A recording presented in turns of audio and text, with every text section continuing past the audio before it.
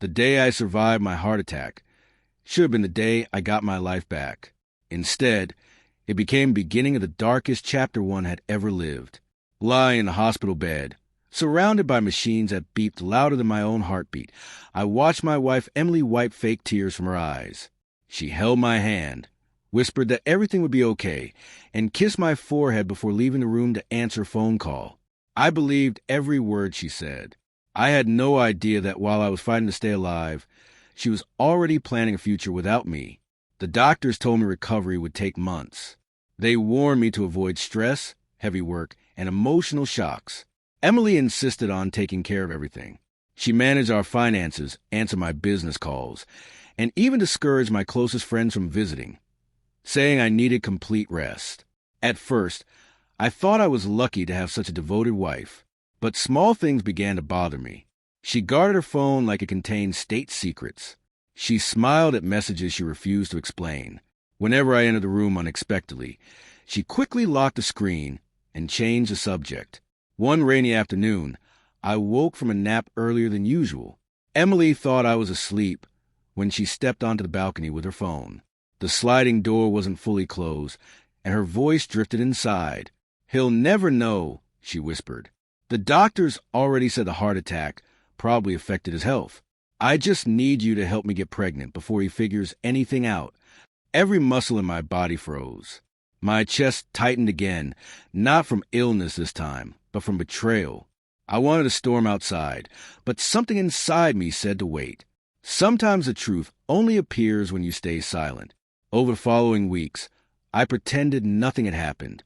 I smiled through family dinners, thanked Emily for her care, and quietly began collecting evidence.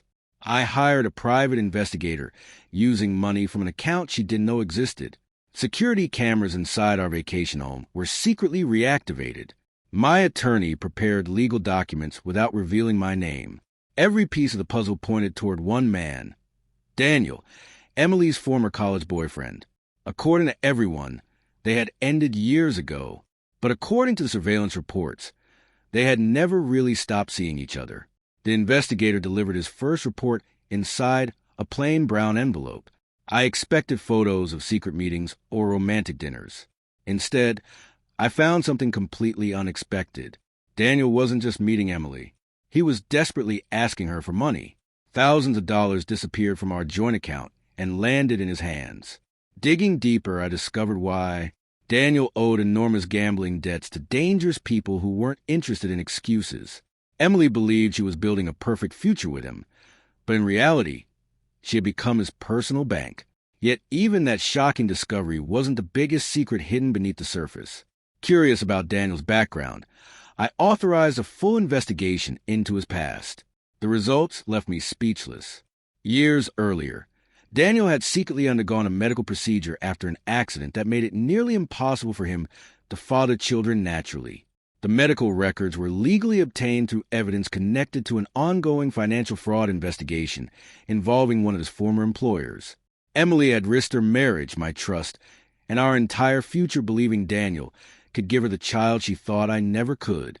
She had built her betrayal on a lie, and she still had absolutely no idea that I had uncovered everything.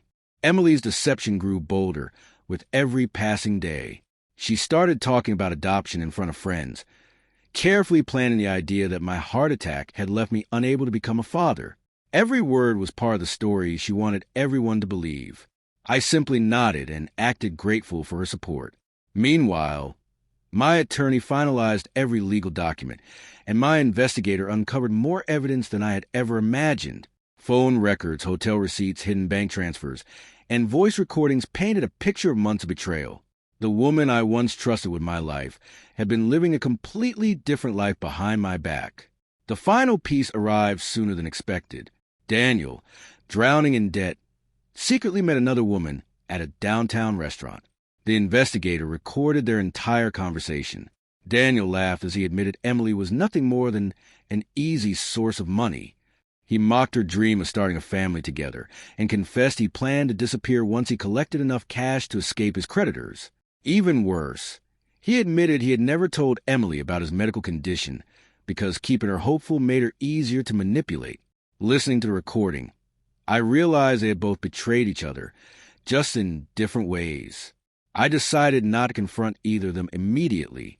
Instead, I invited Emily to what I called a celebration dinner for my improving health. She happily accepted, believing I was finally moving on from the heart attack. I also invited our closest relatives, several business partners, and, through an anonymous message, Daniel himself. Neither of them knew the other had been invited. The private room at the restaurant was filled with smiles, laughter, and champagne. Everyone thought they were attending a joyful family gathering. Only I knew it was about to become a courtroom without a judge. Halfway through dinner, I stood to make a toast. I thanked everyone who had supported me during my recovery before turning toward Emily with a calm smile. Then I pressed a button on the remote connected to the large television behind me. The room fell silent as security footage, financial records, hotel photographs, and audio recordings appeared one after another. Gasps echoed through the room. Emily's face turned white. Daniel tried to stand and leave, but the restaurant manager blocked the exit until the police officers, already waiting outside because of the financial fraud evidence, entered the room. The officers arrested Daniel on multiple fraud-related warrants that had nothing to do with me, but everything to do with the investigation my evidence had helped complete. Emily sat frozen, unable to speak as my attorney handed her neatly prepared divorce papers. Then came the final revelation. I calmly explained that my cardiologist had confirmed months earlier that my heart attack had never affected my ability to have children. The entire affair had been built on a false assumption she never bothered to verify. She had destroyed her marriage for a man who never loved her, and for a dream that had never been real. As tears streamed down her face, I quietly walked away without looking back. Months later, my life looked completely different. My health had improved, my business was stronger than ever, and I had learned that surviving a heart attack wasn't the greatest challenge in my life. Surviving betrayal was. Friends often asked whether I regretted exposing Emily so publicly. I always gave the same answer. Revenge was never my goal. The truth was, lies can survive for a while, but they eventually collapse under the weight of their own deception. Emily lost a marriage she took for granted. Daniel lost his freedom, and I gained something far more valuable than either of them ever had. The chance to rebuild my life with honesty, peace, and a future no betrayal could ever steal.